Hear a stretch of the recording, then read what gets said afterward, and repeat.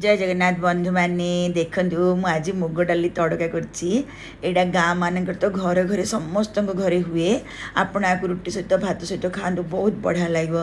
गाँ मान तो कांदुल डाल एत व्यवहार ना मुग डाली ही व्यवहार करती कौन स्पेशल पर्वपर्वाणी दिन हो रज हो ना स्पेशल गेस्ट माने आसवे कहले एमती ही से भल भाव में मुग डाली करदे।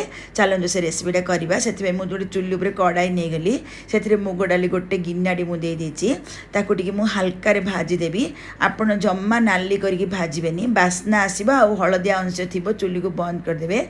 मु चुली को बंद करदेली चुली गोटे प्रेसर कुकर नहीं आई से पानी दे दूची पानी दे सारापर मुझे मुग डाली को 4-5 थर धोई देदेवी। आप निश्चित भाव मुग डाली 4-5 थर धोवे आपणर घर भजा मुग डाली हेल्ले भी हम। मुग डाली दे सारापर मु 2टा टमाटो रफली काटी एदेवी। आपण निश्चित भाव में मुग डाली जो प्रेसर कुकर सीझे लुण दे दौथे नहले आमर मुग डाला बेसी सीझिकी लालुआ लालुआ लगे। टमाटो दे सारापर मुझे हलदी गुंड गोटे आधा चामच दे देची। हलदी गुंड देकी आम ए गोटे पियाजटी मु छोट छोट कर काटी दे दूची कारण पियाजटा जब अधिक परिमाण में आपड़ देवे कहले डालीटा पियाजर बास्ना आसिक बढ़िया लगे। आपड़ निश्चित भाव में गोटे कंचा पियाज काटिकी रफली से दे दौथे लुण देकी तेल गोटे चामच मुझे देदेवी देकी आगे कभर करके गोटे सीटी ही देवे। आपड़ बेसी 2-3टा सीटी देवेनि गोटे सीटी देले नॉर्मल सीझिबो। जदि बेसी देदेवे आपण सीटी कहले लालुआ हो बेसी सीझिकी मु तेल गोटे आधा चामच देती कहीं प्रेसर कुकर उतरिकी प्रेसर कुकर ऊपर जाक हेनी।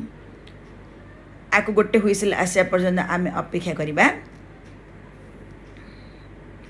आपको गोटे साइड चुली को घुंचई दूची आ गोटे चुली रे मु तार फुटणर प्रस्तुतिटा करुची। देखो मो चुली उपरे आ गोटे कड़ाई नहीं गली से घी गोटे 3-4 चामच मुझे देदेली। सुखिला लंका 5-6टा दे दीची। सोरिष गोटे बड़ चामच दे दीची। जीरा भी गोटे बड़ चामच आम देदेबा। तापर आम कंचा लंका भी 5-6टा देदेबा। पियाज बड़ गोटे छोट छोट कर काटी देची। आपण बहुत परिमाण रे पियाज दौथे पियाज को पूरा छोट छोट कर काटी दौथे। आपको गोल्डन कलर है पर्यंत आम भाजवा। गोल्डन कलर है पर्यंत भाजिले तार टेस्ट गोटे बहुत बढ़िया लगे। आपड़ ए अदा रसुण छेचा कि अदा रसुण पेस्ट किसी दिंतुनि एमती ही करूँ। भल लगे लाइक करूँ सांग सेयार करूँ मत कमेंट करने जमा भूलें। देखो आम पियाजटा बहुत बढ़िया भाजी होगला। आम मुग डाल देखले ना लालुआ है कि सुखिला है कि पतला है पानी सामान मेजरमेंट करके बढ़िया सीझी जाइए। मुग डाली से देदेली मुझे धनिया पत्र टे गार्निश करदेवी। आप चाहिए आउपर आउ घी 3-4 चामच देदेवे कहले हम।